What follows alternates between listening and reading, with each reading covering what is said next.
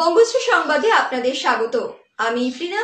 চলুন দেখে নেওয়া যাক আজকের বিশেষ বিশেষ সংবাদগুলো। স্ট্যান্ড রোডের ঘটনায় রেলের আধিকারিকদের বিরুদ্ধে অভিযোগ আনলেন দমকল মন্ত্রী সুজিত বসু। আগুন লাগার পরেও বিদ্যুৎ বিচ্ছিন্ন করেনি রেলের ওই অফিসের দায়িত্বে থাকা কর্মীরা। লিফটের দায়িত্বে থাকা কর্মী কেন লিফট 13 তলায় নিয়ে গেল, এই সংক্রান্ত বিষয় নিয়ে হেয়ার স্ট্রিট থানায় এফআইআর দায়ের করেছে দমকল। ফরেনসিক পরীক্ষারও আবেদন করা হয়েছে বলে জানিয়েছেন দমকল মন্ত্রী সুজিত বসু।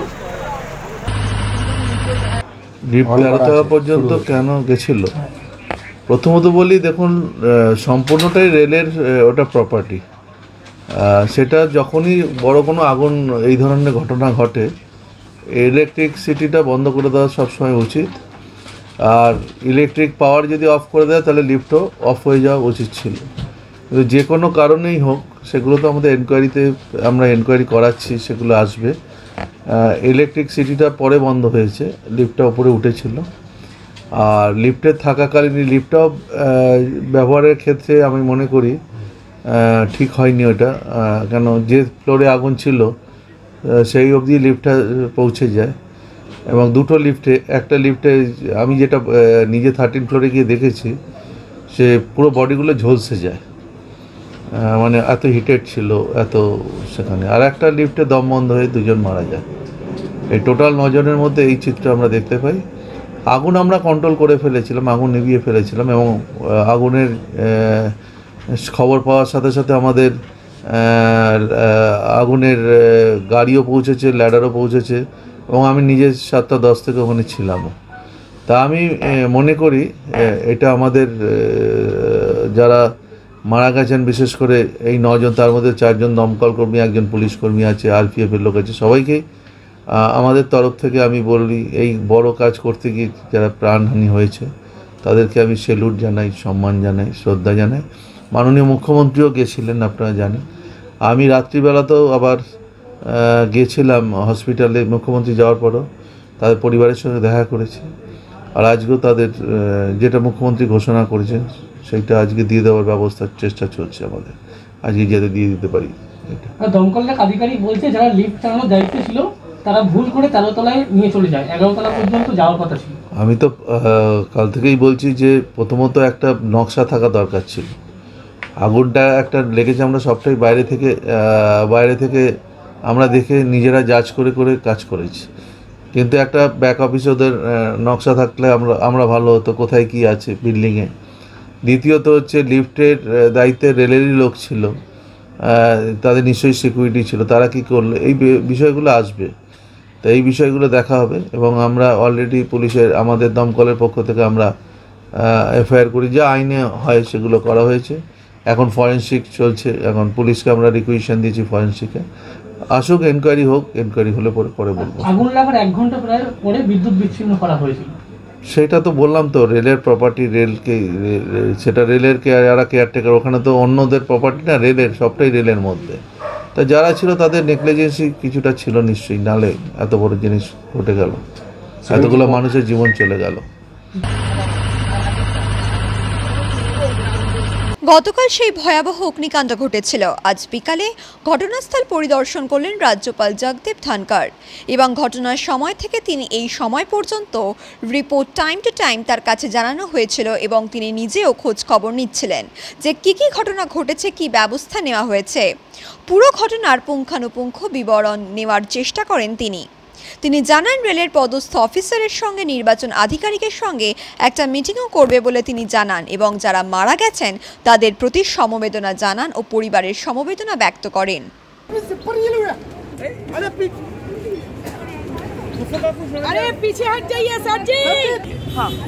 मैंने जानकारी प्राप्त की है 5:57 पर रेलवे अधिकारियों की तत्परता की वजह से, उनकी सजगता की वजह से ये तुरंत पता लगा कि 13th फ्लोर के ऊपर फायर है। 6:04 के ऊपर फायर ब्रिगेड को सूचना दी गई, और रेलवे प्रोटेक्शन फोर्स के जो बड़े अधिकारी हैं मिश्रा जी, जो ऑब्जर्वर के साथ चर्चा कर रहे थे, चर्चा को बीच में छोड़कर तुरंत आए हैं। ऐसे मौके पर आपसे और सभी से आग्रह करूंगा Let us not look into holes. Let us go for a reality check. ये वो फायर है जो 2010 के 11 साल बाद हुई है। 2010 में पार्क स्ट्रीट में 24 लोगों की जान गई थी। तब से टेक्नोलॉजिकल अपग्रेडेशन होना चाहिए था। ये फायर इतनी दर्दनाक इस वजह से भी है कि मनुष्य ने अपना काम करने में कसर बाकी नहीं रखी। 9 में से 2 लोग 6 भगवान को प्यारे हुए हैं, वो अपनी ड्यूटी कर रहे थे।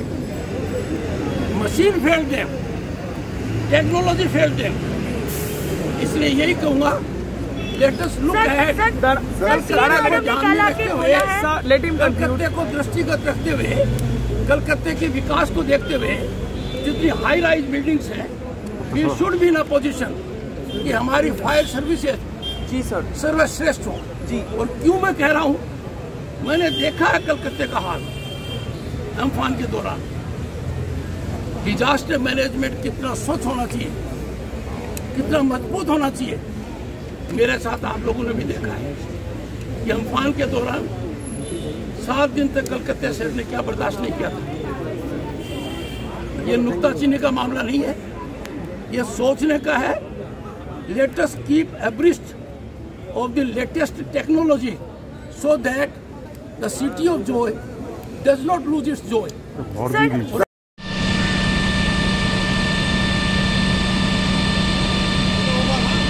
লকেট চ্যাটার্জি ও রাহুল সিনহা সহ বিজেপি নেতারা কলকাতার অগ্নিদগ্ধ নিউ কয়লাঘাটা রেল দপ্তরের অফিসে পরিদর্শনে গেলেন।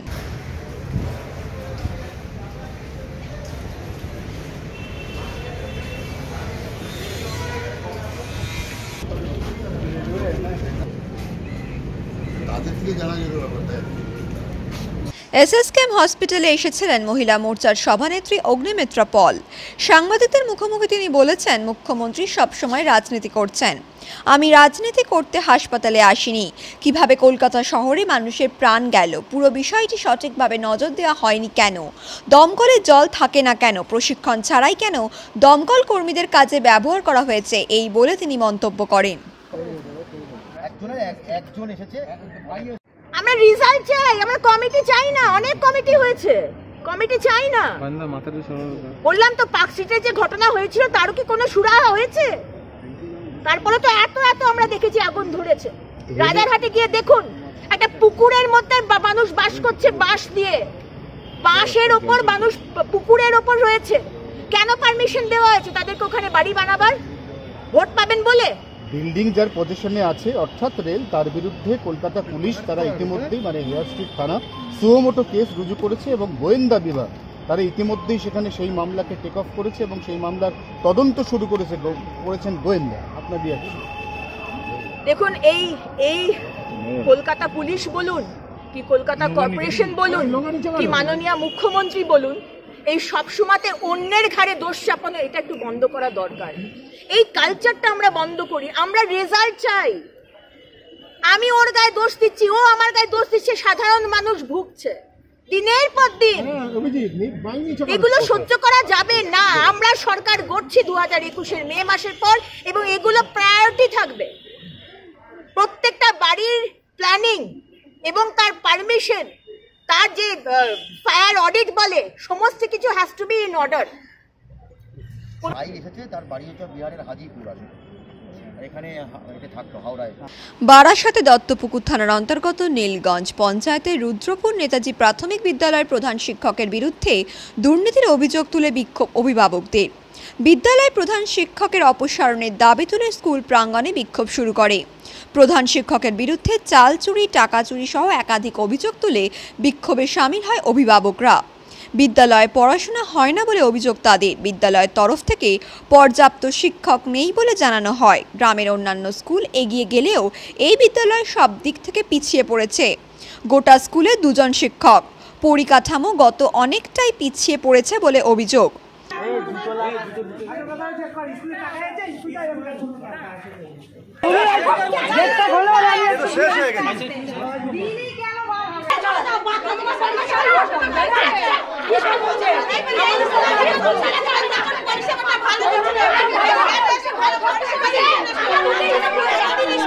ভালো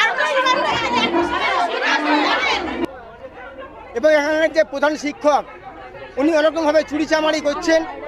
আমরা হিন্দু সম্প্রদায়ের লোক, রুদ্রপুর যে প্রাথমিক বিদ্যালয় স্কুলের নাম আমাদের, এখানে সরস্বতী পুজো হয়নি, এখানে বুট পাওয়া যায়নি, স্কুল ড্রেস পাওয়া যায়নি, মাস্টারমশাই সব রকমভাবে চাল চুরির থেকে শুরু করে সব রকমভাবে চুরিচামারি করছে। এই বিরুদ্ধে আমরা কিছু দাঁড়িয়েছি। আমিও একজন ছাত্রীর বাবা।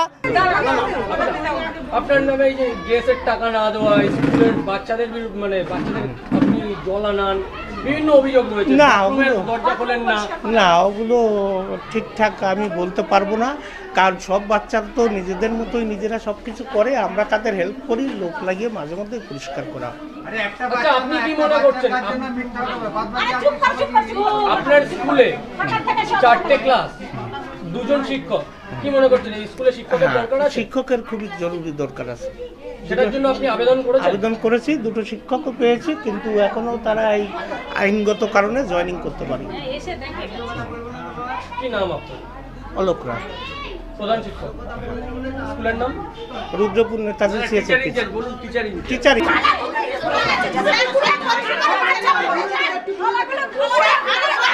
উলুবেড়িয়ার কুলগাছিয়া রেল ক্রসিং থেকে একটি গাড়ি সহ 28 কেজি গাঁজা উদ্ধার করল উলুবেড়িয়া জিআরপি, যার বাজার মূল্য কয়েক লাখ টাকা বলে জানা গেছে। পুলিশ সূত্রে জানা গেছে, গোপন সূত্রে খবর পেয়ে হাওড়া দক্ষিণ পূর্ব শাখায় কুলগাছিয়া স্টেশনের সামনে রেলগেট থেকে একটি সুইফট ডিজায়ার গাড়ি আটক করে পুলিশ। তল্লাশি চালিয়ে গাড়ি থেকে উদ্ধার করা হয় প্রায় 28 কেজি গাঁজা। পুলিশ গাড়িতে থাকা 2জনকে গ্রেপ্তার করেছে। ধৃত ভগবান দাস উড়িষ্যার কটকের খুরদার বাসিন্দা এবং অন্য এক ধৃত রাজেশ সাহা কটকের টাঙ্গির বাসিন্দা। ধৃতদের হাওড়া জেলা আদালতে তোলা হবে। 2জনকে পেয়েছি আমরা, গাড়ির মধ্যে ছিল। আর মালটা কি এরকম পিছনেই ছিল? পিছনেই ছিল, এইভাবে যেমন আছে এইভাবে মালটা ছিল। আনুমানিক কত কিলো হতে পারে? আনুমানিক 30 কিলো, 15 করে দুটো ব্যাগে। ওদের কি অ্যারেস্ট কি করেছেন? ওদেরকে আপাতত অ্যারেস্ট করা হয়েছে, স্পেসিফিক কেস স্টার্ট হবে। দক্ষিণ 24 পরগনা জেলায় কেন্দ্রীয় বাহিনীর জন্য ইতিমধ্যে নির্বাচনী বিধি শুরু হওয়ার পর বিভিন্ন জায়গায় পুলিশি তল্লাশি করছে, আর সেই তল্লাশিতেই উঠল বড় সাফল্য। মজুদ থাকা তাজা বোমা উদ্ধার করলেন তারা। বোমাগুলি নিষ্ক্রিয় করার কাজ চলছে।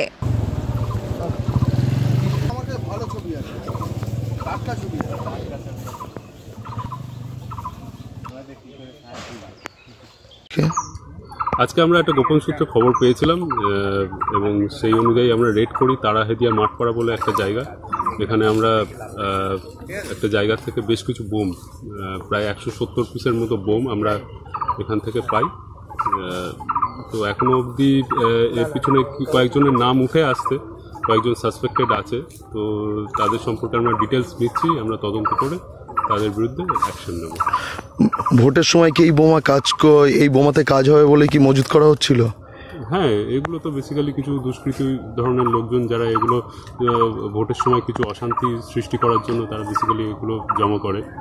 তো আমরা বিষয়টা তদন্ত করে দেখছি, তার পরবর্তী স্টেপস আমরা ব্যারাকপুর বিধানসভা কেন্দ্রে তৃণমূল প্রার্থীর নতুন মুখ পরিচালক রাজ চক্রবর্তী। নতুন মুখ হওয়ায় স্থানীয় তৃণমূল নেতৃত্বের মধ্যে ক্ষোভ সৃষ্টি হলেও দলের আন্ডারে থাকা ক্ষোভ প্রশমনের দলের উচ্চ নেতৃত্ব ফিরাদ হাকিম, জ্যোতিপ্রিয় মল্লিক সহ অন্যান্য নেতৃত্ব এসে সেই ক্ষতে প্রলেপ দিতে ব্যারাকপুর নোনা চন্দনপুকুর এলাকার একটি ক্লাবে সকলকে নিয়ে বৈঠকের পর পরিস্থিতি স্বাভাবিক হয়। এরপর সকলকে সাথে নিয়ে উন্নয়নকে হাতিয়ার করে জয়ের ব্যাপারে আত্মবিশ্বাসী প্রার্থী রাজ চক্রবর্তী।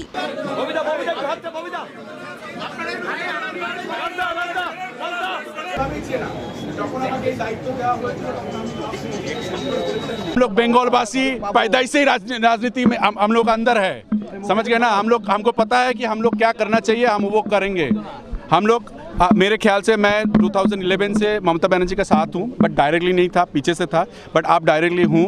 जो रिस्पॉन्सिबिलिटी मुझे दिया गया है ये बैरकपुर के लिए, मैं यहाँ पे जो कार्यकर्ता है जो तृणमूल का, उसका साथ मिलकर आज पता चल गया कि जो सोच के दिया था कि ये सीट हम लोग जीतेंगे, वो जीत के रहेंगे।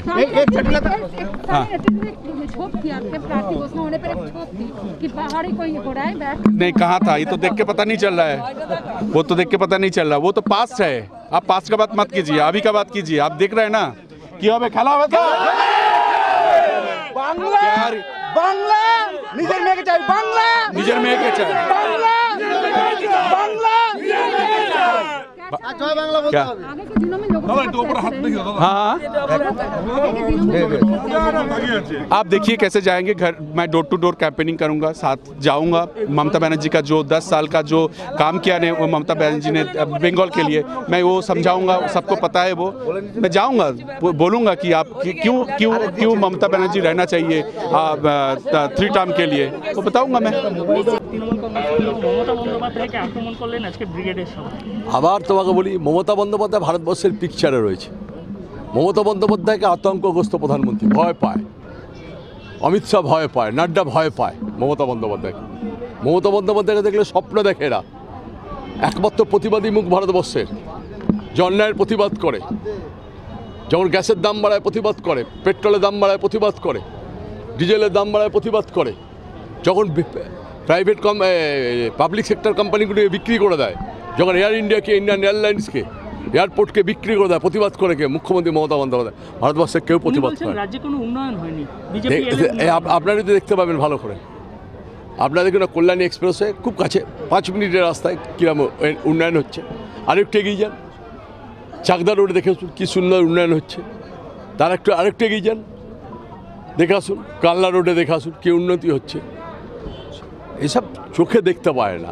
মমতা ব্যানার্জির উচিত ছিল কিছু চোখের হসপিটাল তৈরি করা, ছানি কাটার হসপিটাল। চোখে ছানি কাটলে প্রধানমন্ত্রীরা দেখতে পেত, প্রধানমন্ত্রীর দলবল যারা ছিলেন তাদের তার সাঙ্গপাঙ্গরা দেখতে পেত, দেখতে পায় না এরা। আরে বাংলা দখল এইভাবে হয় না, এভাবে বাংলা দখল করা যাবে না ব্রিগেডে। আজকের যে জমায়েত হলো তার 50% জমায়েত, সিপিআইএম কংগ্রেসকে আমরা কটাক্ষ করছি, তাদের কটাক্ষ করি, তার 50% জমায়েত করতে পারেনি ব্রিগেড। প্রধানমন্ত্রীকে নিয়ে এসে কোথা থেকে বাস এনেছেন? বিহার থেকে। কোথা থেকে ভাড়া এনেছেন? ঝাড়খণ্ড থেকে। কোথা থেকে বাস এসছে? আসাম থেকে। 3 দিন আগে আসাম থেকে বাস এসছে, 3 দিন আগে আসাম থেকে বাস ছেড়েছে। বুঝতে পেরেছেন? তাতেও জমায়েত, কিন্তু সিপিএম কংগ্রেস দলের কিছু নেই অস্তিত্ব। তারা যে জমায়েত করেছে তার 50% জমায়েত ব্রিগেডে করতে পারেনি। আন্তর্জাতিক নারী দিবসে রান্নার গ্যাসের দাম বৃদ্ধির অভিনব প্রতিবাদ জানিয়ে ভোটের প্রচার করলেন উলুবেড়িয়া দক্ষিণের তৃণমূল প্রার্থী পুলক রায়। উলুবেড়িয়া দক্ষিণ কেন্দ্র মহিলা তৃণমূল কংগ্রেসের উদ্যোগে উলুবেড়িয়া বীর শিবপুরে ভারত গ্যাসের প্ল্যান্টের গেটের সামনে আজ প্রায় 50টি কাঠের উনুন জ্বালিয়ে প্রতীকী রান্না করলেন মহিলারা। গ্যাসের সিলিন্ডার রাস্তায় ফেলে রেখে কাঠের উনুনে রান্না করলেন। প্রতিবাদের নেতৃত্ব দেন উলুবেড়িয়া দক্ষিণের তৃণমূল প্রার্থী পুলক রায়।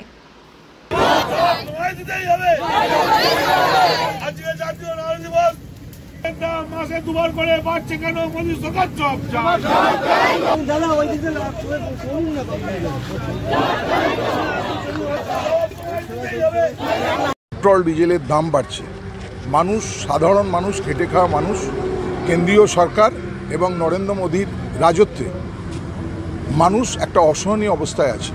তাই নারীরা দেখছে যে মমতা বন্দ্যোপাধ্যায়ের নেতৃত্বে খাদ্যসাথী চাল বাড়ি বাড়ি বিনা পয়সায়, কিন্তু গ্যাসের দাম আজকের দিনে প্রায় 860 টাকার উপর। আজকে তাই মহিলারা আন্তর্জাতিক নারী দিবসে মহিলাদেরকেই গ্যাস জ্বালিয়ে মহিলারাই রান্না করে, বাড়ির রমণীরা, আজকে নারীরা, তাই তারা আজকে রাস্তায় নেমে এর প্রতিবাদ করছে। এবং আমরা এখান থেকে আজ তুলছি, আমাদের রান্নার গ্যাস, পেট্রোল, ডিজেল এবং নিত্য প্রয়োজনীয় জিনিসের দাম কমাতে হবে, মানুষকে সুরক্ষিত রাখতে হবে, মানুষকে সুরক্ষা দিতে হবে। নির্বাচনের সামনে বলেই কি আজকের এই পদক্ষেপ? না, আমাদের এই আন্দোলন দীর্ঘদিন, নির্বাচনের সঙ্গে কোনো সম্পর্ক নেই।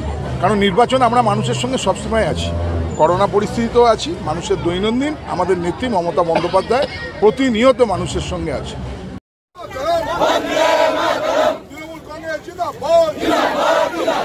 Institute of Technology, Kolkata, conducting AICT recognized and university affiliated MBA Engineering and Polytechnic program. Padma Shri Dr. K.L. Chopra, ex-director of IIT Kharagpur, and faculties from IIM, IIT, NIT, Calcutta and Jadavpur University are teaching. 20 acres campus with hostel and canteen facility, library, book bank facility, language lab, Wi-Fi campus, sports complex, gymnasium and swimming pool. Strong association with 50 companies for best training and placement. For detail, visit BBIT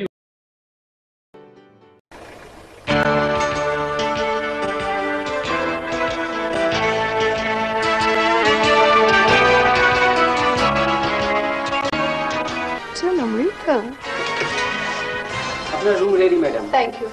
আপনাদের মালিক গোপাল ঘোষ কোথায়? এই তো পাশে। আসুন আসুন আসুন। নমস্কার। কি হোমলি পরিবেশ। One coffee, please.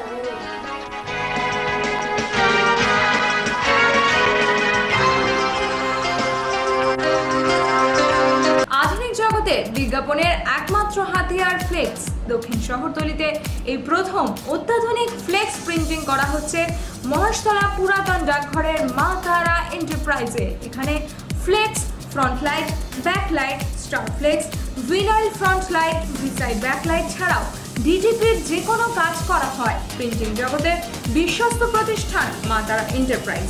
পুরাতন ডাকঘরে ভারত পেট্রোল পাম্পের বিপরীতে মা তারা এন্টারপ্রাইজ।